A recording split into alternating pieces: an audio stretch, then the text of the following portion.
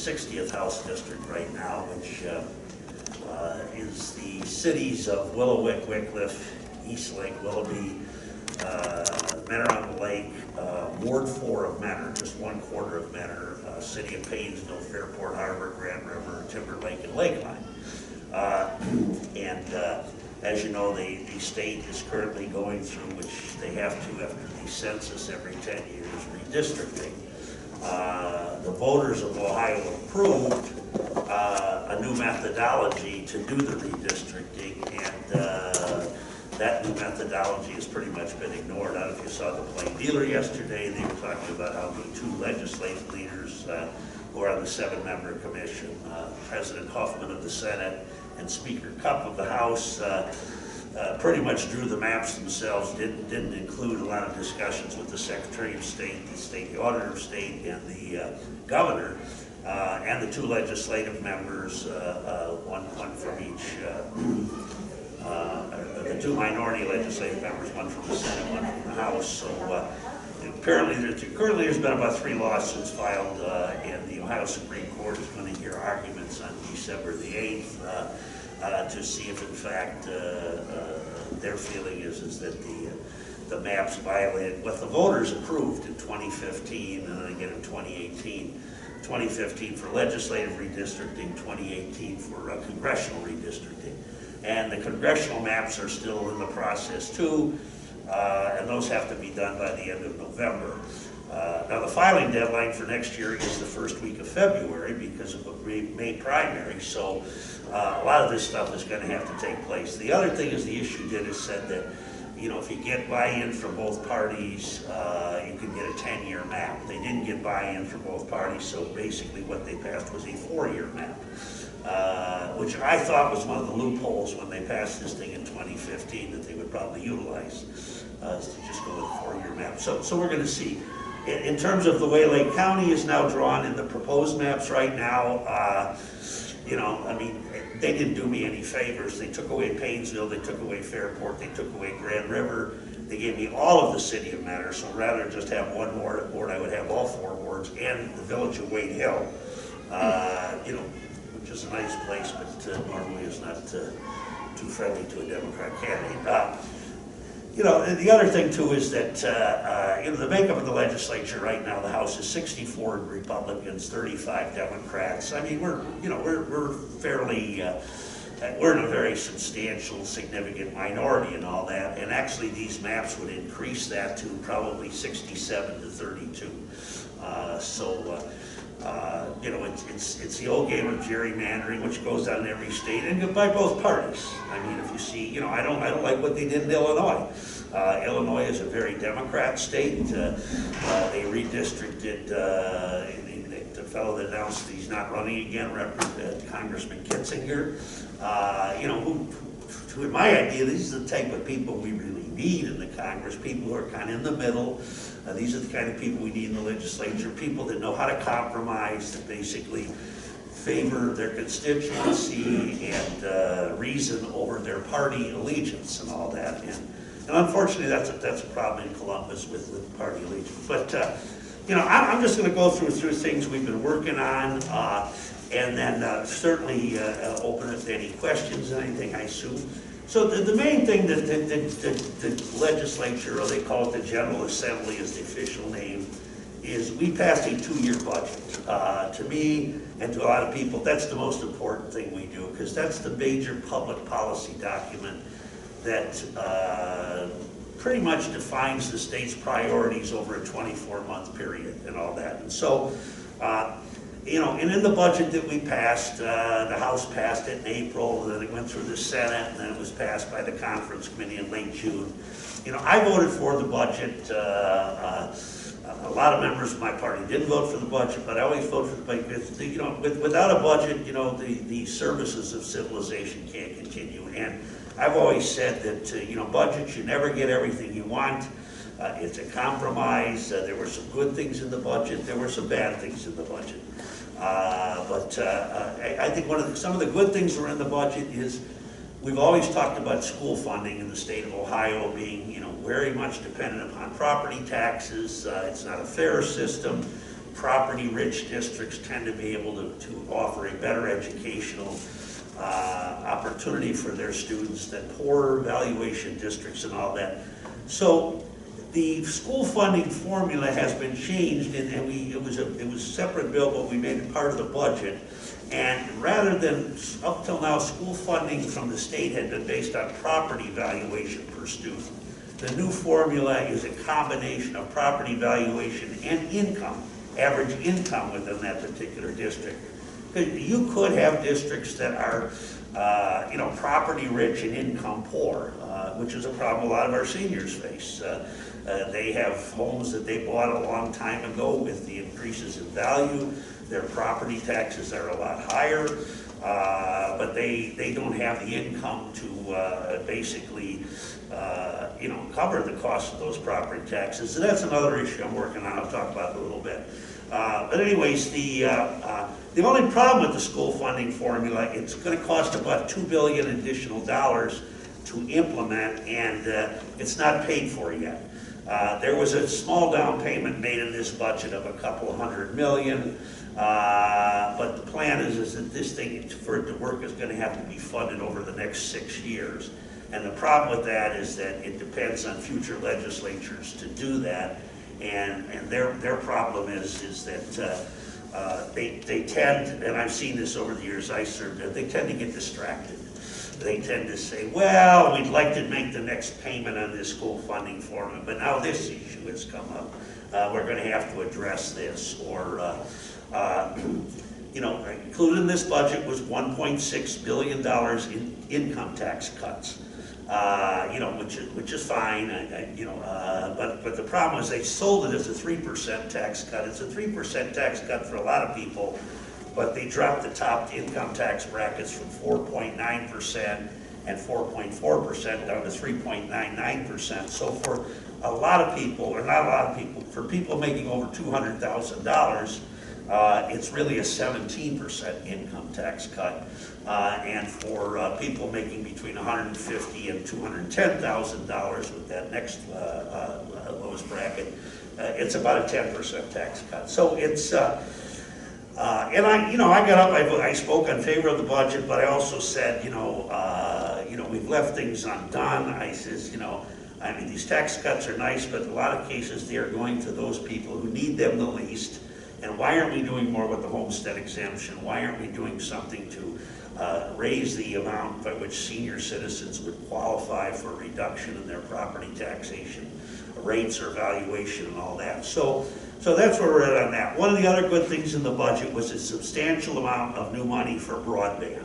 As we know, the world now operates, I'm not thrilled about it, but they operate through these little things, and so a lot of times you need intersect access, and there's a lot of places in Ohio that don't have internet access. So what the budget did was created a huge grant program for internet access, for expanding broadband, especially in a lot of our rural areas which aren't served that well. And we know with the pandemic, a lot of kids were having to actually get their education online, and in a lot of cases they didn't have that broadband access. We heard stories about how people would maybe pull into parking lots like here at the Mentor Library for the evening to do their homework, because that way they could access the internet to do that and all that.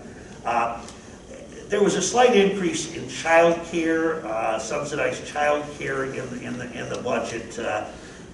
That's an interesting issue, and you hear a lot of debate on that in Washington and all that. We're short workers right now in a lot of our frontline occupations, whether it's restaurants, whether it's retail and things like that. And a lot of those jobs, were filled by kind of an explosion in the workforce of more women getting involved in the workforce. But the problem is that they have a difficult time maintaining employment when they also have children to care for. And so what the budget did is it raised the income eligibility to about 140% of the poverty level where you get subsidized daycare.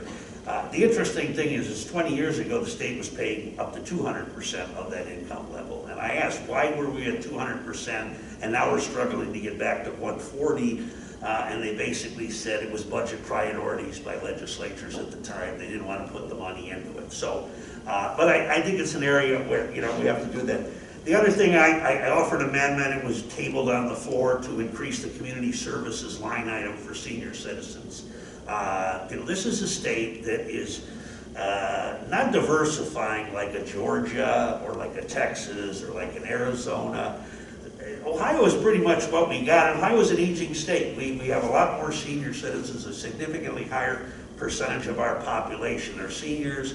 And there are particular needs out there, I think, that we need to address. And, you know, I work with the Ohio Coalition of Area Agencies on Aging to try and, you know, get some sense into some of this stuff. I was honored a couple weeks ago to be named their Legislator of the Year at their annual conference in Columbus. And but certainly, you know, I'm going to continue to try and do more in working with them. One of the other issues that you discover kind of working down there is when you get into Medicaid and long-term care. Under federal law, and I brought this up with Sherrod Brown and some other people, under federal law, nursing homes, confinement in nursing homes is an entitlement program under Medicaid. Home-based health care, which most seniors would rather have, in their home rather than being institutionalized, is not an entitlement program, and yet it's a lot cheaper. So it's kind of a, you know, kind of a backwards, kind of doesn't make a lot of common sense that they would fund, you know, full-blown nursing home reimbursement, and we know that is, you know, a huge amount of money, you know, $8,000, $9,000, $10,000 a month. Whereas home health care, which keeps seniors in your home and basically is what they would prefer, you know, is not an entitlement program under Medicaid. Now that's not up to the state, that is up to the federal government to change, and we're hoping they can do that. On the same thing with senior issues, the Lake County Prosecutor's Office brought to my attention an issue where there are certain people under law who are required to report abuse when they see it. There's child abuse mandatory providers or mandatory notifiers, whether those are teachers or things like that. If they see instances of child abuse, they are required to report it or they're in violation of the law. There are certain people who are required to report senior citizen elder abuse, but there's a flaw in the law that the prosecutor's office brought to my attention that there's really, it's more like a civil penalty. It's like rather than being criminal, it's like a subject to a $500 fine and nobody enforces it. So I've worked with the number 2 Republican in the House, Bill Seitz from Cincinnati. We're co-sponsoring a bill that basically makes non-reporting of elder abuse for those required providers a 4th or 5th degree misdemeanor, so that there's actually a criminal penalty that would be involved there. Just a couple other things, and then certainly open up to anything. But you know, we're all familiar with the famous House Bill 6.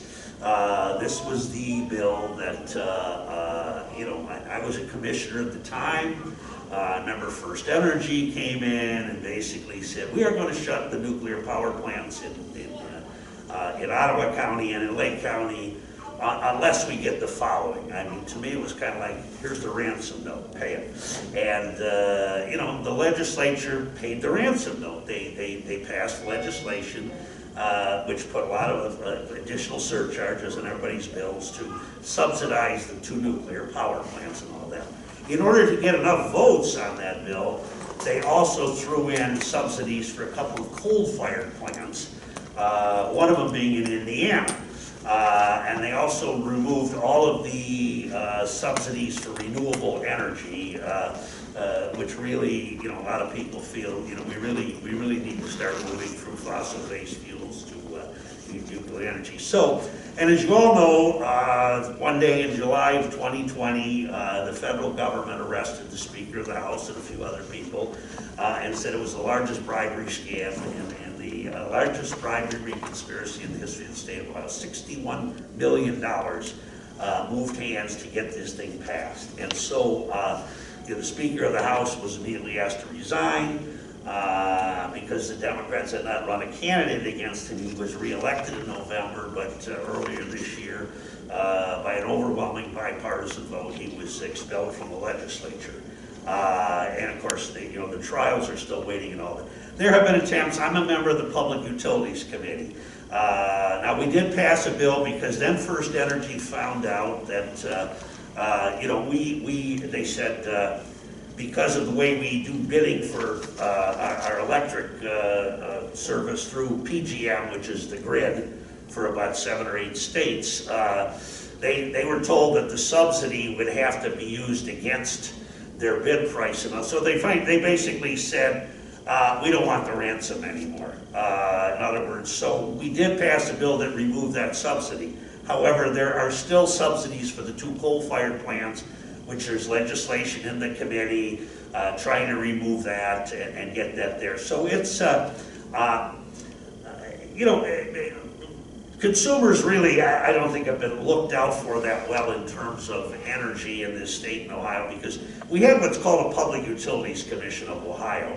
I know one of the gubernatorial candidates, Mayor Cranley of Cincinnati, has come out and say, it's time to massively reform the PUCO, and I agree, because they're not really, a balance. They tend to favor the utilities more. Now, the legislature created many years ago the Ohio Consumers Council, which is not even funded by taxpayer dollars. It's funded by assessments against the utility companies, and their job is to fight for the consumers.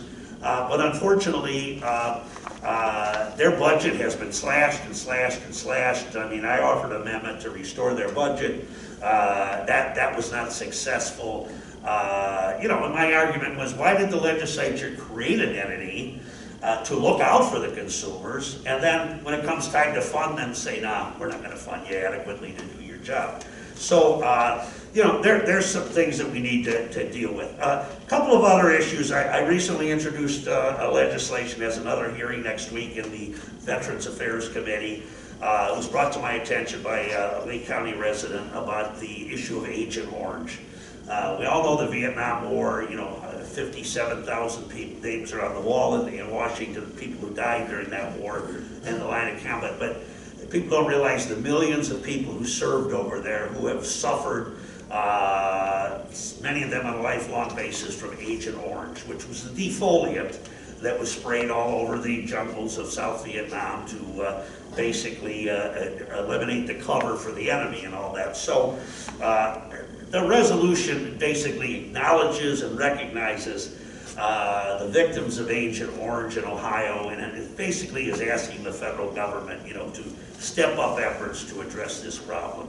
Since I've introduced that, I have gotten some very, heart-rending calls from people who say, thanks for doing this. My husband suffered for years and years. He died a couple of years ago. And so, it's something I think our country needs to own up with and do that. Just a couple of other things. I talked about nursing homes. We did have a bill that passed out of the Families, Aging, and Human Services Committee, which I am a member of, allowing guardians or relatives to install cameras in nursing homes. This is called Esther's Law because the fellow that did it, he secretly recorded, his mother being abused in a nursing home, being beat up and all that. It was tough to get through because the nursing home is a very powerful lobby in Ohio. I don't like the idea that they are required to put together the form and the process by which this is done. The individual family has to pay for the camera. My argument is, why wouldn't you want cameras all over your nursing homes just to make sure that these people are being treated properly and all that? So that's an issue that it was a Senate bill. We passed it in the House, so it's probably on the governor's desk right now, ready to be signed. Another issue that came up, and a very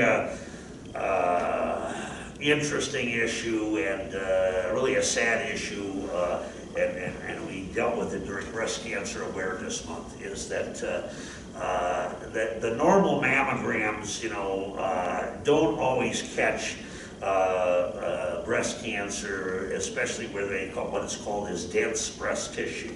And there's a new procedure that basically looks at it. It's almost like instead of looking at the loaf of bread, it's looking at each individual slice. And it's getting pushback from the insurance companies. the insurance companies, are arguing that, well, we only pay for this if it's really merited, like a long family history or something like that. I've just become aware of a very good friend, 25 years of age, who's had a mastectomy, and because of this particular. So I think that, so what this bill does, it's going to require that these diagnostic procedures be covered. I always find it interesting the insurance companies fight these diagnostic or screening or testing procedures. They don't want to pay for it when if the individual, without being properly diagnosed, contracts the disease or the condition and all that, the amount of money that insurance company is going to put out for the treatment at the very end is going to be monumental. It's just so hopefully that's through the House, and I'll tell you, we had witnesses there. It was about a 4-hour hearing. The stories. I mean, I learned so much that day about this particular condition, and really, hopefully we can make some progress here. There's a bill we just heard. I'm on the Ways and Means Committee too. I'm on the Finance and Appropriations Committee, which is the Budget Committee. I'm on the House Ways and Means Committee, which is pretty much the Tax Committee. I'm on Public Utilities Committee, which deals with public utilities, and I'm on Families, Aging, and Human Services Committee. But Ways and Means, we had a bill the other day.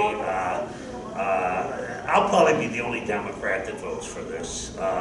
It's a bill that eliminates August special elections. Now, the law right now allows for election in May or March if the primary is presidential year. It allows for specials elections in August. It allows for a November election. And if we see, whenever we have these special elections in August, the turnout may be 8, 9, 10%. In most cases, they're levy issues. I've argued with the school people saying you cannot get that property tax increase revenue until next calendar year anyways, so why not put it on in November? And once it passes in November, you'll get the money next year. And they say, well, we'd rather put it on August 1st in case it fails, we could put it back out in November. And my argument is, geez, I'd love to be able to run for office that way. If the voters don't get it right the first time, I'd become heck of that. So that we'll see what happens with that particular bill. That's going to get massive pushback from the school lobby because, as I said, they would like as many bites at the apple as they possibly can. But again, I don't think that's what democracy was not designed to have a 10 or 12% participation. So that's some of the issues we're working on. The other thing, there's 3 things a legislator does. We enact laws, we interact on behalf of our constituents with state agencies, and that has really been a full-time job for myself and my aide since I've come back. The pandemic obviously created a lot of unemployment issues. There was pandemic unemployment aid, PUA they call it. We have been bombarded, as have other members, from hundreds of constituents who are having a very difficult time getting these things cleared up. They have to furnish their social security number, their claim number information. They have to provide it. The scammers out there figured out how to scam the system.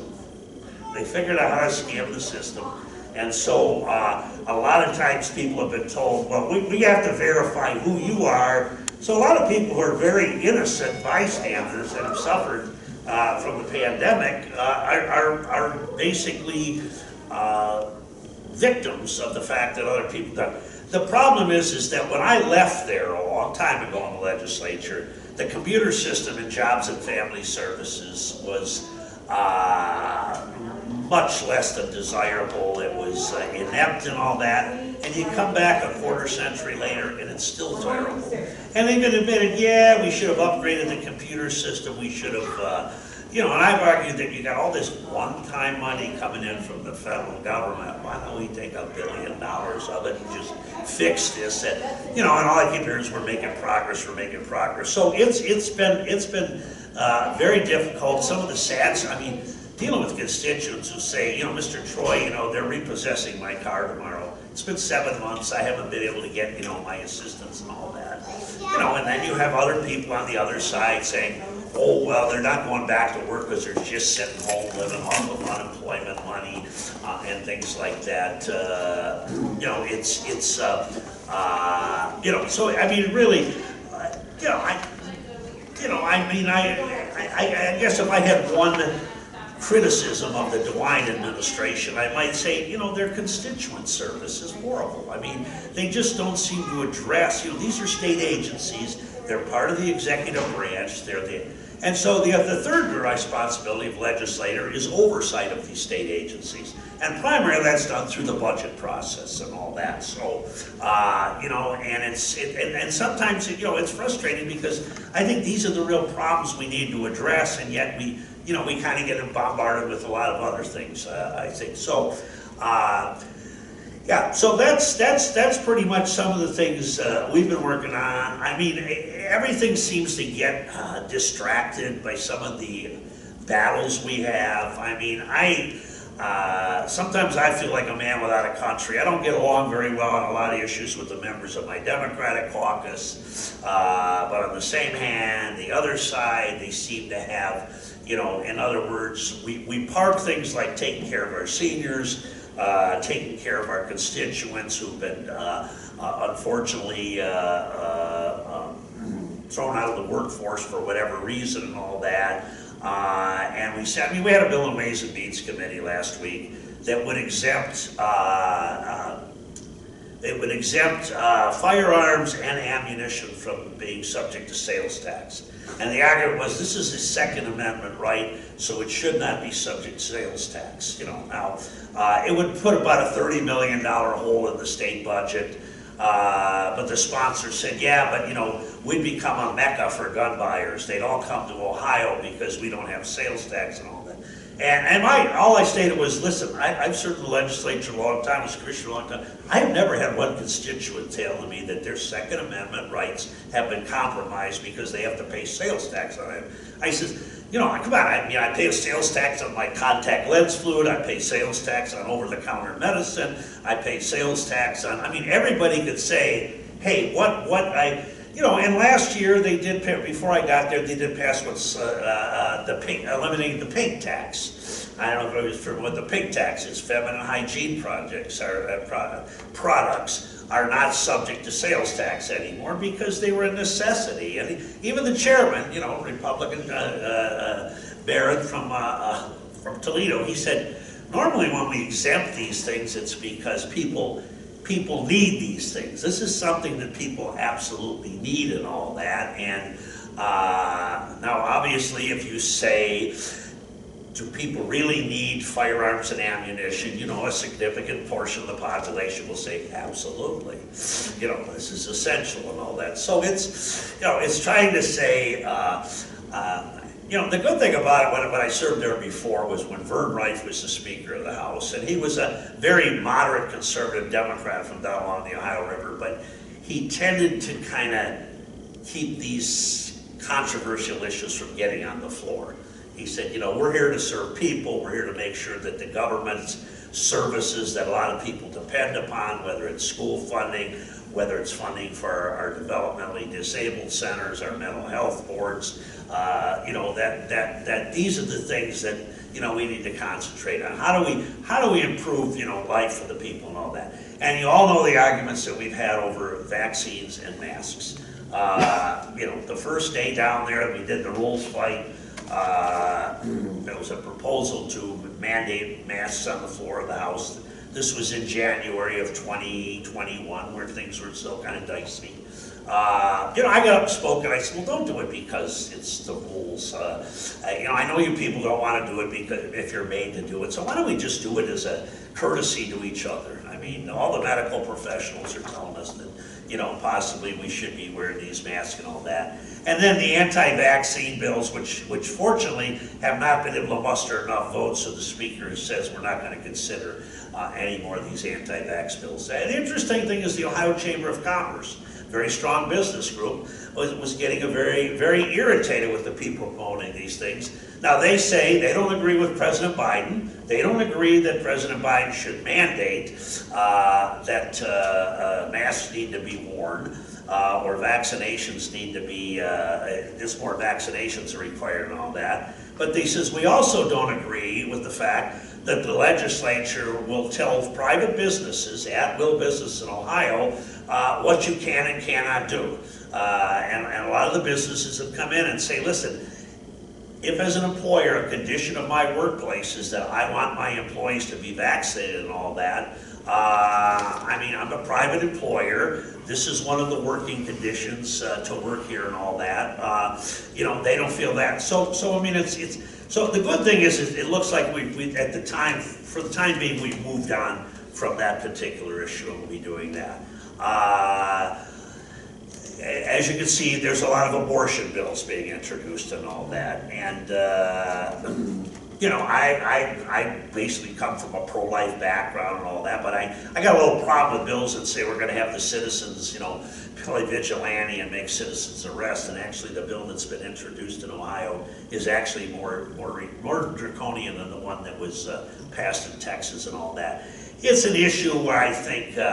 You know, and I remember when I was in the National Association of Counties, there was a Republican commissioner from Leon County, Florida, which is Tallahassee, and he told me about how he had this town square meeting there, and he says, you know, I invited all the pro-life people, he says, and I had voted all the pro-choice people in. He says, and we sat there for a couple hours just to have a discussion so that we could all understand where each side was coming from. In other words, to be kind of a little bit more tolerant of the differing views and all that. He says, now we knew we weren't going to solve the issue there and all that, but it was just kind of to get an understanding. I think that's what we need to do. You know, now, I know a lot of people feel that, you know, there's no compromise on this issue one way or the other, and I respect those opinions, but I think that you know, we need to be able to discuss these things rationally and be able to kind of reach some sort of common ground. So, you know, unfortunately, we're going to have, you know, bills like that, which normally we didn't use it. I mean, when I was there before, we used to have things like, you know, parental notification, not parental permission, but parental notification. It was a minor. We wanted the parents to be notified that the minor was seeking an abortion, but on the same hand, it gave the juvenile court the opportunity to kind of override that if there was a fear of repercussions from the parents. It's a very difficult issue, and again, sometimes when government kind of gets involved in saying, you know, we're going to criminalize this or criminalize that, you know, I think it's better to try and, you know, get a little bit of understanding and change minds and all that. But that's, you know, that's kind of where we're at. I think my frustration is that there's too few of us on my side. Not that because if it was closer, there would be more opportunity for me as a conservative Democrat to kind of compromise, to form coalitions with the other. You know, when they need 50 votes and they already have 64, you know, a lot of times there's no rationale for them to. So you know, it's hard to get bipartisanship on some of these issues. That's why I've tried, and the bills I've introduced, to line up with a Republican co-sponsor. First of all, it's going to be a lot easier to get the thing passed if you have a member of the majority party as a sponsor of the bill. But on the same hand, I think it's just trying to be, you know, what I always try to say, I try to be a voice of reason. And I know when somebody asks me, why are you co-sponsoring this, eliminating the August special election bill? I says, because I think it's common sense. I think it's the voice of reason that says we should be having elections, you know, to maybe sneak through a tax levy by maybe only getting 8 to 10% of the voters there. That's not what democracy is. And I think when the debate starts on this, I'm going to argue, if you look at the statistical data, these school levies are doing a lot better in general election settings where more people show up than they're doing in these special elections. It used to be, we'll try and get through a special election by just getting the school employees and the supporters to show up. Actually, you're getting the opposite. So it probably makes sense. The other thing is elections cost a fortune now, because they're not one day now. You have 28 days of early voting, which is wonderful, but you have to staff the Board of Elections. You have to have poll workers. Even if it's going to be an extremely low turnout, you have to have so many poll workers at every polling place and all that. So there's a tremendous expense to conducting elections. So I think that we should make sure we have them when most of the people are going to participate, and we get a true reading of the voice of the people. This is what the people want, and you see, it works. I mean, look at Fairport. I mean, Fairport, they just voted a huge bond issue to build all new schools for the Fairport Harbor Village school system. Now, the good thing there is they're taking advantage of a program that I co-sponsored my first time, which was the School Funding Plus program, which basically says based on the valuation of the school district, and Fairport Harbor's got a pretty low property valuation per pupil and all that, there's a formula that says the state will pay this percentage. Now, like when Wycliffe voters approved their new schools a couple of years ago, they were getting maybe about 20-something% of that paid by the state of Ohio. As close to 80% is coming from the citizens and the taxpayers of Wycliffe, because Wycliffe is a single skinny school district. It's a fairly low enrollment school district, maybe about 1,300 students in that school district, and they have property values that are pretty high, with places like Lubrizol and other things in Wycliffe and all that. So now in Fairport Harbor, they're getting about 85 to 90% of that paid by the state of Ohio. So it's a good investment for the taxpayers of Fairport Harbor. And again, this was their choice. For many years, people have said, why is Fairport Harbor its own school district? Shouldn't it combine with Paynesville or something like that? Years ago, the voters approved a 20 mil operating levy in Fairport Harbor, and now they've approved brand new schools. So apparently they want to maintain, their particular school district, which is fine as long as they're willing to pay for it, and apparently they're willing to pay for it. So that's some of the things, Ron. I mean, any questions you have on any issues, or I'm here to listen, to see where we're at on that. So where is the voting, that bill that cites? Yeah. Well, the voting reform bill, it's interesting because you have the Secretary of State saying the election in Ohio was extremely well run. We didn't have any problems on the election of Ohio. There's kind of a push. There's a group which is called the American Legislative Exchange Council. Now, there's the National Conference of State Legislators, which I've been a member of, the Council of State Governments, and there's the ALEC group, the American Legislative Exchange Council. They tend to generate boilerplate bills for a very conservative, they're a fairly conservative organization, and say, take this back to your state and pass it. So, so this bill was proposed, and I even got arguing with my caucus because I said, well, there's a couple of good things in there. I said, the fact that you could request an absentee ballot online, I think is improvement, because I got a lot of complaints in 20 because people had to fill out a form, mail it in, or drop it off in order to get their absentee ballot. This way they could request one online and then it would be sent to them. So it saves them some postage, some paperwork effort and all that. There's arguments about that one of the other things the bill does, it argues about, or it eliminates the voting the day before the election on Monday. One of the arguments is that the elections boards need some time to get all that stuff ready before it goes out to the polling places. And it's tough to do that when you shut down voting at 2 p.m. On Monday and all that. So that's it. But there were other things in there, like when I said to Bill Seitz, who was the sponsor, I says, I have the smallest county in the state of Ohio geographically. I suppose I could get away with one drop box at the Board of Elections. But I said, you got counties like Cuyahoga and Hamilton and Franklin. Why not put, some drop boxes somewhere else around the county and all that? And he said, well, he said, and this is an example of what I'm dealing with, he said, well, what about security? How do we keep these things secure? I said, well, in Cuyahoga County, put one right outside an eastern suburb police station where they have cameras. On the west side of Cleveland, put one outside a western suburb police station where they have cameras. Put one outside of a southern Cuyahoga County suburban police station where they have cameras. And Bill says to me, well, your people don't want to go anywhere near the police. So I said, okay, and they sound like, but and so what's happened is it's kind of installed, which is good. I think enough people, I think I mean, very honestly, it's not as draconian as Georgia's bill or Texas's bill, but then because there's an even more draconian bill that has been introduced to eliminate early voting, to say you can only request an absentee ballot, it would eliminate no-fault voting and all that. I mean, the system right now is working. I think that,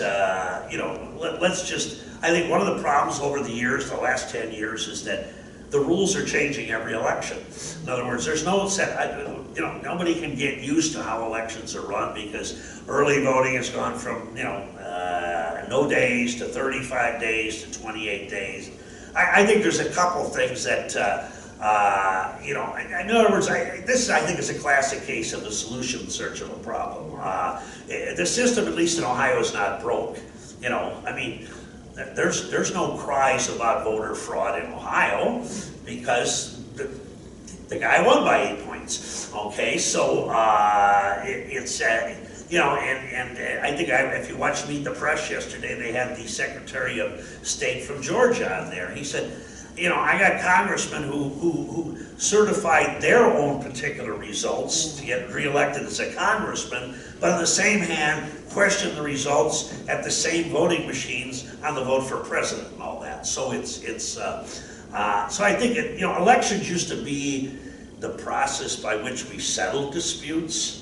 Now elections seem to be the subject matter of where we have the most disputes and all that. So yeah, it's kind of on hold right now. And now you're getting pretty much too close to the 2022 elections and all that. I mean, I think there will continue to be activity in that way. I mean, there are sound bites on both sides I don't agree with. One side says, oh, massive voter fraud. No, there's not. The other side, our side, all the time says master voter suppression.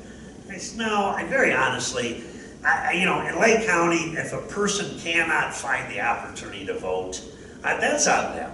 Because, they can vote by mail, they can vote in person, they can vote on election day, they can go to the Board of Elections. We're now open on several times on weekends and all that. So I think, let's just, let the process take place. But, and the good thing was in Ohio, if we saw in 2020, we had record turnout. So the system obviously was working well in terms of that. So that's kind of where we're at. Those sites should go to Ashtabula County and have one drop box there. One drop. Oh yeah. Well, they're only allowed one drop box per. No, you're allowed multiple drop boxes, but they have to be in the same location. Well, so it'd be like, I know, it'd be like, it's like when you go to the Mentor post office, you've got two mailboxes there. Okay. Yeah. My brother lives in Denmark Township in Ashtabula County. So if they want to use a drop box, they have to drive to Jefferson. Right. Yeah. Yeah, that's what my argument was. In some of the larger counties, I mean, I could argue there's really no hardship in Lake County, okay? I mean, everybody's like 15 miles from Paynesville or something like that, and so, I mean, I think the other thing people don't realize is that all of this is brought, and so I said the August special elections bill is backed by the Ohio Association of Elections Officials. They are a totally bipartisan group because every board of elections in the state of Ohio is 2 Democrats and 2 Republicans. That's the Ohio Association of Elections Officials. So, there are safeguards, in the board of elections process to deal with that. And so, you know, the county's got new machines now. I understand maybe there might have been a couple of snafus with the election, and in terms of, I did hear a couple of people say the machine jammed on them or things like that. But you know, the good thing was is that when I was president of the Commissioners Associate, I was able to work with, well, Frank LaRose was actually a senator then. He's now the Secretary of State, to convince the legislature to come up with $115 million to help counties. So, you know, I mean, I know that the county has said, hey, we spent $700,000 on new machines. They forget to say that actually what they spent was about $3 million, of which $2.3 million came from the state legislature and all that. So to make that happen, and so yeah, yes, sir. To follow up on your voting thing, I worked for the polls in Concord Community Center this past election. We had 10 of the units where you actually input your choices in a so-called scanner things. And you take the printout of that over to the recorder. Right. Of those 10, we only had one that had an issue with it. Yeah. And we had plenty of, 9 other ones that worked, so it really didn't impede anything. But beyond that, I wanted to ask you, you talked about the revised funding formula for schools from the states. Yeah. In your opinion, how close does that revised funding formula come to meeting the spirit of the long ago DeRolf division decision that said the school funding formula was non-constitutional? Well, pretty close, according to the experts. What happened here, which was different, was this was about a 2 or 3 year journey. John Patterson was kind of the lead guy. He was the state representative from Ashtabula County. He was term limited, so he left at the end of 20. But he kind of spirited, retired school teacher. He included all of the players in this: superintendents, school boards, school funding experts, etc. In other words, which are groups, teachers unions, which are groups that are normally tough to get on the same page. And they all kind of had a mission. There were different committees set up one committee dealing with what's called the wraparound auxiliary services, the type of things that technically schools are now being required to provide, whether it's nutrition services, counseling services, drug awareness, things like that aren't normally the reading, writing, and arithmetic in the classroom and all that. And Howard Fleeter, who's probably one of the biggest school funding experts and all that, and some other principals in that, like Bill Phillips, former deputy school superintendent. They're all basically saying, yeah, if it's properly funded, and that's the issue here, is this still is about $1.6, $1.7 billion short to be funded over the next 4 to 6 years and all that. It will work. Now, I did argue I did mention the committee. I said, well, you got buy-in from all these groups. I says, do we have buy-in from the citizens? Because they have to understand there are still going to be school levies. This is not going to eliminate school levies because right now about $8 billion is generated by local property taxes and about $7.5 billion by the state of Ohio, of which that $7.5 billion, a little over $1 billion, is lottery profits. It all goes to schools, but it's not enough to fund the schools and all that. But there's still going to be a need for property tax. What the formula will basically try and do is address the fact that this district, because of its valuation per pupil and its income average of the citizens who make up that particular school district, gets a little bit different in the form. And if you look when this thing came out, it showed every school district in Lake County, getting additional dollars if this thing is fully funded. A lot of it is based on what we're trying to get away from, or what they're trying to get away from, is the what's called the guarantee. This was something I remember was that the guarantee says no matter what's happened to your enrollment, you're guaranteed to get the same amount of money as you got the year before. And what happened is a lot of school districts with rapidly declining enrollment were still getting the guarantee. I mean, what this is going to address is, you know, where there's growing populations of students, you know, it's going to change the money. So, but the experts are saying, yes, it does go a long way. If you remember, the Supreme Court ruled in '97 that the state funding system, school funding system, was unconstitutional. But they never, there were several attempts, and over the years the state has added more money. I mean, there has been more than the rate of inflation dollars added to the school funding formula over the years, but you know, not to the enough it does that. The formula does work to a degree. I used to say that, you know, you get a district like Kirtland, they're probably getting 92% of their money from local school funding, 8% from the state of Ohio. You get a district down in Athens County, they may be getting 15% of their school funding from local taxpayers, and 85% from the state of Ohio. But they're basically paying the same millage rates. It's just that, and I said that's the crux of the problem too, is that how do you convince people in Kirtland that you should pay more state taxes, even though your school district won't get any of that money, it will go somewhere else? I mean, when people say, I hate socialism, I say, hell, it's been our school funding system for the last 60 years. It's a redistribution of the wealth. So, you know, and Ohio's a tough state I'm kind of amazed that everybody's buying in on this, because you've got 8 major metropolitan areas in Ohio: Cleveland, Columbus, Cincinnati, Toledo, Akron, Canton, Youngstown, Dayton. You've got some of the poorest Appalachian areas down in southeast Ohio. Not so poor anymore with fracking. And you've got some vast agricultural areas out in northwest Ohio, just a lot of farmland, not a lot of valuation per acre there in terms of taxes that are paid. You've got some of the richest suburbia, healthiest suburbia that you'll find anywhere else in America. So how do you come up with something, you know, that basically addresses all those different configurations and all that? But yeah, their feeling is that if funded, again, that's the thing. In other words, it's an on paper formula. You know, it's got to be, you know, it's got to be funded. You know. When does it take effect, or is it in effect already? It's just a matter of how much funding it Yeah.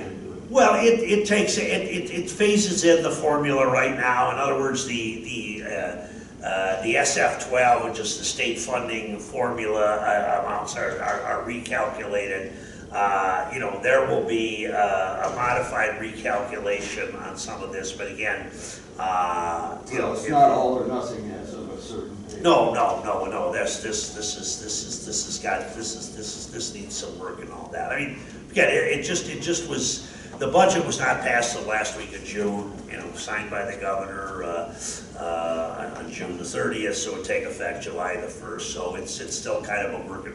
Obviously, it was too late to put it into effect for this particular school year, so I think you'll see, you know, a significant movement starting in the school year that starts in the fall of 2022. Yes, sir. Brian Massey, lobbyist for Citizens. I appreciate you saying that you're going to work on the Homestead Exemption. As you know, I've been looking at property taxes and Right. I'm very concerned about seniors in Lake County being priced out of their homes. We're doing a research on the triennial update, and what has concerned me is this public utility personal property that's come off the tax duplicate. So that's $379 million that's no longer taxable. And what has concerned me is that it's now shifted over to the residents. And in 2021, 74% of the assessed value was in residential property. Well, that now is almost 82%. So whatever we can do to tie the homestead exemption into at least the rate of inflation. Right. It will give the seniors some type of hope or chance to be able to stay in their homes. Well, and I, my aide was, I told him, I says, call the chairman of the Ways and Means Committee. I've had 2 hearings on the bill. We'd like another hearing on this. It's supported by the County Auditors Association of Ohio. What it does is back when Strickland was governor, everybody 65 and over got a $25,000 valuation cut. So if your house was worth $125,000, the valuation would be $100,000 before they applied the 33% to that. That number is still the same. That goes back to 2007. So what my bill would be, it would adjust that $25,000 right now for inflation. It would kick it up to somewhere around $32,000 of valuation. And also, it would bring the income eligibility, which is right now around $30,000 or $31,000, up to $37,500. Now, people have said, well, that's kind of timid. Why don't we go a lot higher and all that? Problem is that the state of Ohio reimburses that to the local taxing districts because the people don't pay it. And my bill has a price tag of $100 million per year. Now, there's been another bill introduced that was first at one hearing committee by 2 of my Republican colleagues that makes these adjustments starting tomorrow. And I said, why don't you do what mine does and let's get caught up with what we lost in those years when we weren't adjusting this. And they said, well, because this costs a lot of money and all that. And I says, yeah, we gave out $1.6 billion in tax cuts in the budget. Maybe we could have given out $1.4 billion and, address this issue. So I mean, I'm all for targeted tax relief to where it's needed and all that. So I agree. There's this, we had a bill in the Ways and Means Committee, and I don't think it'll have more than one hearing, but 2 sponsors introduced it to eliminate the CAT tax, which is called the Commercial Activities Tax. It generates about $2 billion a year. Now, the CAT tax was implemented to get rid of what employers said was the most onerous tax ever created by man, the tangible personal property tax. The tangible personal property tax was what companies would pay on equipment and inventory and all that. So if a company wanted to retool and upgrade their facility by putting in more up-to-date modern machinery to compete in the manufacturing sector, they would pay more taxes because tangible personal property. If business was slow and their inventory was not moving and sitting in their warehouses, they were paying higher taxes on that inventory that was there during their annual inventory thing. So what happened, this is after I left, but they eliminated we always I didn't disagree with these people. It was unfair tax. I said, well, what do we replace it with? So they came up with what's called the commercial activity tax, which is spread across, the maximum rate is 0.26%. It's spread across, your level of commercial activity. But that money was actually then going to replace the tangible personal property tax, which is money that went all to local entities. It went to your schools, it went to your cities, your villages, your fire departments, Lakeland. Anybody had a property tax levy was getting some of that. Over the years, the legislature has squeezed that down to where very little of it now goes to local governments, and it's part of the state budget revenue. Most of that money is going to state budget revenue. So, but when the sponsor was asked, well, what do we do with the $2 billion hole this creates in the state budget? And they said, well, we'll phase it out over 5 years, so nobody will notice or stuff like that. And I have to give a couple of my Republican colleagues credit because Mark Frazier from Lincoln County, he said, wait a minute, why don't we just we've just cut taxes here, we've just done this, we've got a new school funding formula. Why don't we see how this thing gets filled in before we just decide to get and the argument a lot of times from these sponsors is, well, we just need to make Ohio a more business-friendly state by getting rid of this stuff. And, a lot of the experts, right, I was on a Jobs in Ohio conference call last week, and they were basically saying, we're rated as the 5th best state in the union to do business. Our business tax code is very friendly and all that. I think that the one thing that people complain about a lot in Ohio, and I think there'll probably be some work on that, is our municipal income tax system. That's kind of unique to Ohio, and that really, that became a hot issue during the pandemic about people who worked in Cleveland, working from home in Mentor, but still paying income taxes in the city of Cleveland out of their payroll. And of course, the argument from the cities was, well, we need that money. And, I've told some of them, I said, well, it's not really an entitlement, is it? I mean, it's so I think you're going to see some changes addressing the municipal income tax system in Ohio. But I really think the state tax system is very fair to business compared to how it treats seniors. And the other argument is that as the state has, reduced certain funding streams, local government fund and things like that, a lot of times to continue those services, you see another levy on the ballot. You see, we need a little bit more money for our fire service levy. We need a little bit more money for our police levy and all that. Because of state cuts, and so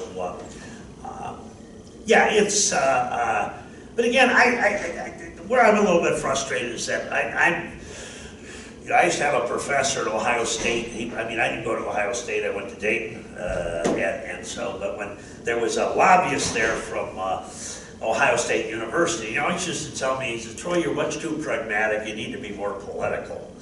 I said, well, I like to deal with the facts, and so, facts are, it's just, everything is kind of like sound bites, it's like the elections bill, voter fraud, we're trying to prevent voter fraud, we're trying to prevent voter suppression. Truth is somewhere in the middle there, and so let's kind of, so I think it's time to look at that. One of the other things I introduced and only had one hearing is I asked for the creation of a special committee, 10-member committee, to do a comprehensive study of Ohio's property tax system. I don't think this thing has been looked at for 50 years. It's like a house you have where I'm going to add an extra bedroom on the back. I'm going to add a dormer on the top here. I'm going to put a little patio on the back and all that. We just keep adding appendages to the property tax system when really a few people like me think that maybe it ought to be blown up. And let's start over and make comments. Does the average citizen know the difference between a replacement levy, a renewal levy, an operating levy or an emergency levy, and it's just so that what this was saying. Let's have and that is my frustration. Is if you look at Congress, every once in a while, they don't do much, but every once in a while they have hearings. They say, we're going to look into this issue. We're going to bring people in. We're going to study this particular issue. That doesn't seem to happen. We basically deal with bills. Somebody introduces a bill, it gets a hearing in committee one way or the other. So I was hoping that we could really get a group together, a bipartisan group, sit there and my proposal was to have 6 Republicans and 4 Democrats. Somebody would have said, well, you only have 35 Democrats, why you get 40% of the seat? I was going to say, well, it's like taxes, we're just rounding up. It's just, even the chairman says, and Representative Troy, I really appreciate you looking into this very difficult subject matter. Well, then pass the bill. It's just, so I really think we need to, we can't deal with the property tax system, piecemeal and all. I think we need to look at the whole thing and see, is it really fair? There's certain things that take place, and I don't know, maybe the library people here, but Mentor loves to do TIFs. TIFs are called tax increment financing. What they do is they say, this new development, we're going to divert the taxes to pay for the infrastructure the water lines, the sewer lines, the roadways that go into here. And I've always said, I'm surprised nobody's ever sued on that. So, no, wait a minute. If the people voted 4.5 mils, let's say, for services at Deepwood, the Lake County Developmental Disability Agency, how can Mentor take those dollars and say, no, they're not going to get these dollars from this new development. We're going to spend them here on road work and water line work to kind of help this development along and all that. And but Mentor's very smart about this. They whatever they do is they exempt the Mentor School District and the Mentor Library District from that TIF. So the only people's, I used to say, the only people's pockets that get picked are the county agencies, you know, the senior citizens, the Lakewood Community College, et cetera, and all that. So, but the history of the courts, a lot of times, if somebody challenges that, the courts usually say, well, how can they be allowed to do this? And the courts will say, because the legislature allows them to do that. And that's kind of where that's at. So, yeah, anyway. What else we, yeah. I just had a question. Yeah. I don't know if I missed it when I stepped out, but about the school tax levies. Why do they have to go to a renewal? Back when Mentor had the issue, I had heard that you pass the levy, it's fixed amount for the valuation houses at that point. Yeah. And if there's more development stuff, you don't get that new money, it goes to the state. Why don't they reevaluate the levy every year for new valuation? You wouldn't have to do a renewal, you just have to increase it, because you get your incremental increases. Well, and that's why this thing needs to be really looked at, because you have, like, so that's called, what's called House Bill 920. It was passed in the 1970s, when we had inflation rates of, everybody's upset about 6.2% today, but, you know, I can remember when it was 15%. And when I first got elected to the legislature, my car was beat up. I needed a new car to get back and forth to Columbus. I remember paying 18.5% rate with GMAC on a new Chevy. So, but the, yeah, 920 basically said, because what happened is back then we only revalued the property every 6 years. And what would happen, when you got 15% inflation rate, the last time you were valued, your house was worth $50,000. 6 years later, it's worth $103,000. You know, and sticker shock, boom, my property died. So 920 basically said we are going to cap this, and it can only generate the same amount of money when it was first passed and all that. Now, you know, does the new growth get taxed? Yes, it does. But what it probably does then, it keeps, you know, yeah, there is increases from the new growth and all that. But it kind of makes sure that if you passed a 5-year levy or 5 mil levy when it generated this amount of money in a certain year, and now the valuation is twice what it was, you only pay 2.5 mils. In other words, it's reduced and all that. So you know, you had these reduction factors. Now, where this turned around was back there around 08, 09, and 10, is where the reduction factors started going the other way, because with the recession, you know, the auditors would say, you know, we have to generate the same amount of money, which means, now we can't go over that 5 mils that they initially had voted for, but we can take the 2.5 back up to 3.5. And that's kind of like, now there's another issue though, it's what's called emergency school levies. At Willoughby East Lake, 49% of their millage is emergency school. Emergency levies chase the dollar amount. So if the emergency levy passes and it generates $8.5 million, it has to generate $8.5 million every year. So if half the property tax base, you know, disappears, that 5 mils you voted for may very well be adjusted up to 10, because it has to generate, because it's what's called an emergency levy. And I wince every time we just had one, emergency levy was up for renewal in Willoughby East Lake, and they say, no increase in taxes. Maybe. In other words, if something falls out of the tax valuation, some big industry just ups and leaves, it will result in an increase in taxes. And I just don't think, people understand. So again, I'm always a firm believer, level with people. I mean, tell them what's going on here and all that. I mean, quit, I think there was one a few years ago where Lakeland was renewing a levy.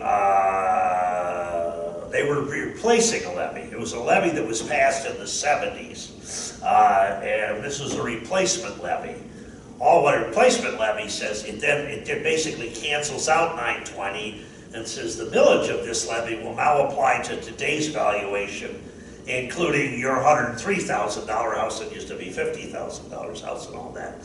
And the campaign was no increase in millage, right? It's just, so that's kind of it. Yes, sir. I want to thank you for saying that. You are the only person, and I've been doing this for years, you are the only person that has explained that emergency levies, and I appreciate your transparency. Yeah, well, Thank you. And you know what I picked at, what I try to do, and I've been doing this a long time. A lot of people said, yeah, you've been doing it too long, damn career politician. I said, well, you don't become a career politician unless people re-elect you or elect you. I mean, they could do that normally if you're doing a bad job, but anyway.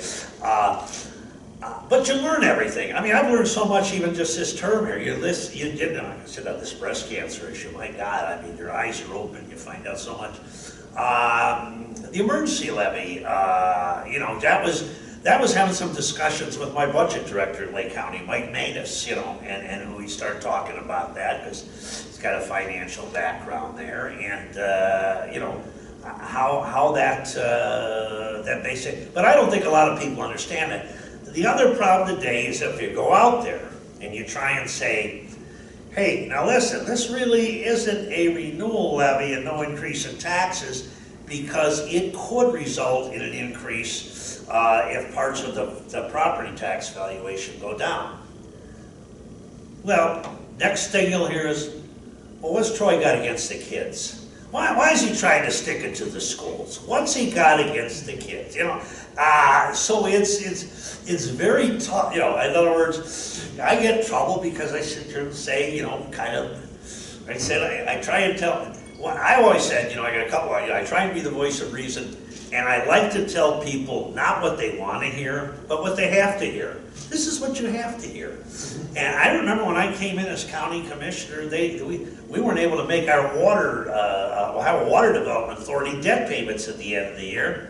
And I says, what's going on here? And they said, well, we've kind of, over the years, told the commissioners we need to raise the water and sewer rates. They haven't been raised for 15 years. And I said, why haven't I heard about that? Well, we were always told to bring this stuff up to the commissioners. And I says, I cannot govern here if all I get is good news. I got to hear the bad news. I mean, and I think that's what it is we got to be able to, say, here's the bad news, here's the good news and all that. I mean, I just watch what's going on in Washington, and I'm thinking, it's like, I don't know. I just, yeah. So that's, yeah. So I mean, but I think that was the whole idea of the. Actually, if you read the wording of my resolution to create this property tax study, is that it was two-phased. One, an education. The first component was education. That we sit there, we get everybody up to speed on how the system works today. And I says things like renewable levies, emergency levies, replacement levies, things like that. Let's get those done. And then let's, then after we've been educated, we understand the system today, what are the reforms? What are the changes that we think, we need to make and all that? And, yeah, yeah. The other problem with property taxes too, and I fought real hard to kind of rein in some of these tax abatement programs. My first time there, enterprise zones, community reinvestment areas. there was a bill passed out of committee and on the House floor. I spoke against it, that basically removed a lot of the rules regarding what's called community reinvestment areas, et cetera. In other words, the more, you don't really reduce property taxes, you transfer the obligation of those property taxes. So if this business doesn't pay taxes, it only pays 30% of their taxes for the next 10 years. That means that 4.6 mill levy that the average citizen pays, next time may have to be 4.8, 4.9, you know, to make up the difference there. So it's just, yeah, I just wish we could really get into a serious discussion on some of these issues, and instead of arguing about whether or not we tax bullets or, yeah, just some of the other stuff. I mean, there's too much, I see too much of this on both sides of the aisle, where we introduce stuff because it's throwing red meat to the base. It's throwing red, and it happens on my side too. I mean, they got upset with me. I was the only Democrat that would not co-sponsor a resolution declaring racism a public health crisis in Ohio. And I says, listen, I understand there are disparities based on the makeup of certain neighborhoods, et cetera. I says, but I'm having a hard time getting a handle on this, that this is a direct result of racism. That's a strong word and all that. And I said, and first of all, you're not getting any Republican sponsors on this. This resolution isn't going anywhere. And I was told, yes, but we're going to make a statement. I said, I didn't come down here to make statements. I came down here to govern, okay? And so, you know, and then finally I told him, I said, listen, I said, this is the type of thing that I don't know if it'll get me any additional votes in my district. I said, but it may lose me a few. I don't have many to lose. And so I said, you know, let me just, you know, I want to represent my district, not my caucus, you know, and I think that's the problem you're getting in Washington right now. I mean, I know there's a lot of debate about this infrastructure bill, and my God, I can't believe there's hate mail and nasty messages going to those members of the Republican Party that voted for it, but who can be against, you know, I mean, we do have backlog. I mean, see what's going on with our ports. I mentioned broadband. One of the things that some folks met with me last week, and they're hoping to either get some state money out of the $850 million of federal money that the state has not spent yet.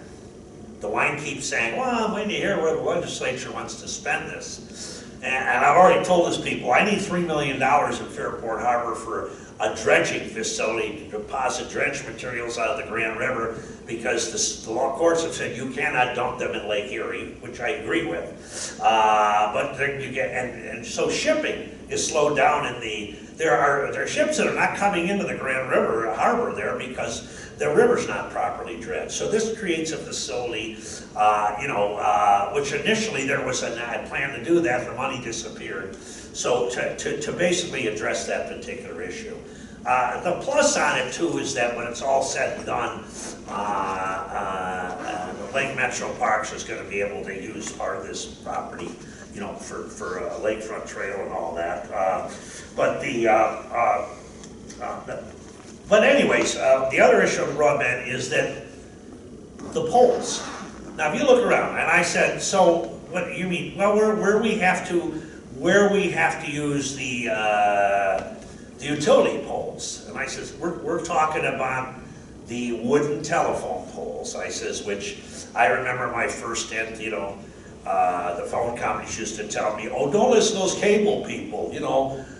We let them use our poles to string their cable for cable TV. Of course, the cable TV would say, yeah, you know, the phone company charges us for the right to do that, all that. So, but apparently they're all on the same page on this one. Those poles, and apparently, I said, so we going with the same thing? Yeah, it's treated wooden poles. These things are all 40 and 50 years old. There needs to be a massive replacement. I don't know, you probably, if you got one out in front of your house, you could probably see, you know, it's like, it's peeling, and it's like, I mean, you think this is, hey, This is some infrastructure that needs to be replaced. You know, I mean, continuing arguments too about, you know, alternative energy and stuff like that. I mean, it was an interesting battle down there in Public Utilities Committee. I voted against the bill, I voted against it on the floor, and it only passed with 52 votes out of 99. Basically allowed county commissioners to zone out solar or wind farms in their particular county and all that. And of course, I argued, listen, as a former county commissioner, I says, I don't think we want to get into this. You know, we don't want to get into zoning. You know, so, but the interesting thing is the farmers, the Farm Bureau, very conservative, traditionally Republican group opposed this bill too, because they said, we're talking about private property rights. If a farmer, and a lot of this push was coming from these rural counties, you know, where they said, we don't want these things in our county and all that. The farmer says, listen, if I want to lease or my property to allow someone to put a solar farm in there, they're going to pay me for it.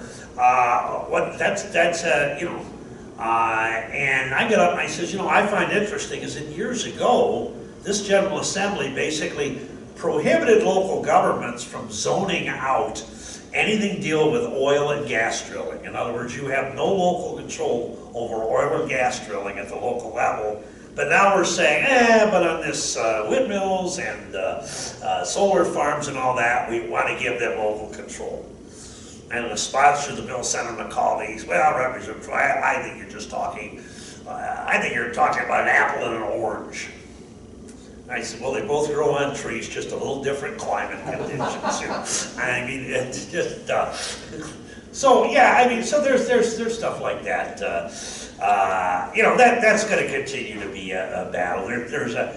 There's an issue now right in front of Public Utilities Committee, which everybody's kind of signed off on, which is going to allow, the utility companies are signed off on it, the Ohio Environmental Council, the business community, that's going to allow the consumer to you know, pay a little bit more on their bill for energy efficiency things and all that. It's optional. Now the consumer councils and NOPEC has come in and said people shouldn't pay any more. You know, they should cover this themselves. They you know, they have a little bit of an argument because bill is a law. The utilities are guaranteed like a 13.7% profit, you know, on their operations and all that. So, yeah, I think there's some things. You know, Public Utilities Commission probably needs to be restructured. You know, part of the scandal there. The guy that DeWine appointed to be the head of the Public Utilities Committee, Randazzo, you know, resigned when the FBI was at his door because they found out he got $4 million payment from First Energy shortly before he became, and now he's showing up in public information requests, testifying about how he took it, you know, so it's just, yeah, there's just, the Speaker of the House, you know, when somebody asked him, well, what about these subsidies for 2 coal-fired plants, one of them in Indiana? He said, I don't sense there's a lot of sentiment in the legislature in the House to remove these subsidies. And I got Republican members saying, where's he getting that information? You know, we want to get rid of these too. So, yeah.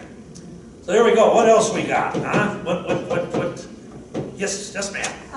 Early on, you talked about redistricting and 3 lawsuits have been filed. Is that something that's going to drag on?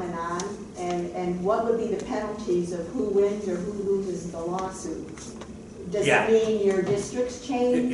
Could you repeat that, because my batteries just went dead. That's okay. You know, I know, I love this mess. As I always say, you know, my hearing is the second thing that goes with my age, but go ahead. No, early on when you talked about redistricting, Yeah, sure. Oh, yeah. 3 lawsuits have been filed. Right, okay. Is that something that conceivably is just going to drag on and on and on? And well, they have to deal. Who's the loser, and who are the parties? Like who? Would your district change then eventually? Well, I would hope so. I mean, the bottom line is my district going into the 2020 election had a 49% Democratic index, which means it was a slightly Republican district, okay? I won the district. I'm the only elected Democrat in Lake County right now. I mean, technically Colleen Falkowski is, but she runs on a nonpartisan basis, okay? So, I mean, so my argument always is, God, shouldn't we at least have one? Check or bell. But the changes they made have moved that 49% to about 44.5% Democrat. Because now it's based on voting patterns over the last 6 to 8 years. You know, those could change. I mean, because I can remember, you know, in 2002, I got 58% of the vote then, or, you know, running for re-election for commissioner. In the year when Tim Hagan, of all people, was the gubernatorial candidate, so there was no drag there. But now I have all of Mentor. You know, they gave me Paynesville City, you know, it's the county seat. I've had Paynesville, I've had Grand River, and I've had Fairport, and I've done a lot of work with the city of Paynesville, got them a grant to Jobs Ohio grant to help renovate Victoria Place there in downtown Paynesville. But they gave me all the Mentor and they gave me Wade Hill. Now, you know, I said all along, I'll take Willoughby Hills. I like Willoughby Hills. I always represented Willoughby Hills. It's like a 50-50 committee. So I don't know what's going to happen there, but it's in front of the Supreme Court, okay? You're running out of time. What can happen is, depending on what happens, and Maureen O'Connor, I have to say, the Chief Justice, she's extremely independent. I think she was extremely upset. I was working with her early in the year. I actually had a bill drafted, I didn't introduce it, that would have said, in Ohio, we have partisan primaries for judges, but in November they run with nothing next to their name. My bill would have said, let's have nonpartisan primaries. Let's have nonpartisan primaries. The two top vote getters in the primary, whether that's 2 Democrats, 2 Republicans, whatever, square off in November and all that. Instead, and she couldn't identify her, instead, they passed a bill, the governor signed it, that says in the appeals court races and in the Supreme Court races, you will now have the party label next to your name in the general election. Now, a lot of people said on the floor, is this because 3 of the last 4 Supreme Court races in Ohio were won by Democrats? And they said, no, that doesn't have anything to do with it. And so, you know, and I guess what it is we're trying to do, and unfortunately that's what's happened in Lake County. You know, you saw it kind of in the last election, you know, when you go, you know, the treasurer got dumped, the clerk of courts got dumped, in other words, because people right down the line were voting based on whether there's a D or an R next to your name, which disturbs me because Lake County was never like that. Lake County used to always vote for the person. I can remember when Jack Platts and Millie Tusher, Democrat, Republican, would both get 62% of the vote. The Democratic treasurer would get 60% of the vote, but the Republican clerk of courts would get 60% of the vote. They were voting for the person. Now it's kind of like, you know, it's the tribalism. It's that, I know who you are because you have an R next to your name, and I know who you are because you have a D next to your name, and it's just like, and you know, I would love to run for re-election as an independent, but you can't do that in Ohio. You know, in other words, yeah, it's just difficult to do that. You know, I mean, I admire these people. Well, of course, Bernie Sanders is an independent, but you'd never know it. So anyway, but so I think what will happen here is she's very upset about she is very upset with her party. She voted in 2011 to throw out the maps then, Maureen O'Connor, and she got comments said to her like, your rulings, your vote, and she got outvoted 5-2 on the court, but she says, your vote was certainly not representative of the Republican Party, you know, and that just kind of, you know, upsets her, you know, and so I don't know. So she made that. Now the question is will her, or they, under the rules that the voters approved, they cannot redraw the maps. all she can do is, the court can ship it back to the legislature and say, try again. You did not meet the constitutional requirements of what the voters had approved. Then the question is that, will there be, will there be a stalling of the process so that that we'd end up with 4-year maps the way they're drawn now? Or can she order the legislature and say, I want you to move the primary election much later in the year and all that?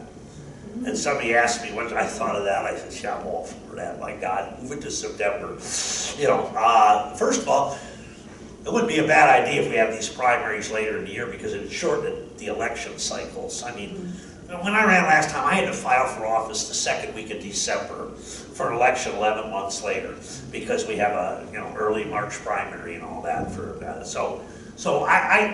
Yeah, that could happen. We'll see what happens here. The people that have sued are the League of Women Voters, the National Legislative Redistricting. But again, it's the same, like I said, with Illinois.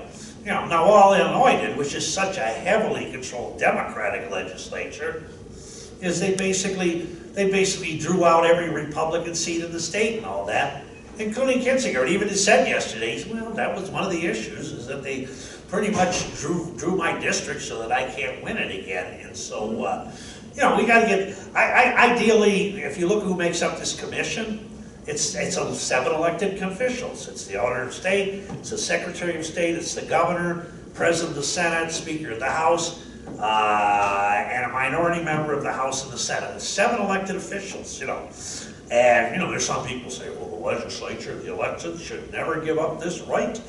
This is ours. And then a lot of people say, man, maybe this should be an independent group that's out there, without political persuasions, because the argument in yesterday's plain dinner was that Cupp and Hoffman drew these districts the way they did because they're elected by their members, and the last thing they want to do. I would have liked to have been on that redistricting commission, but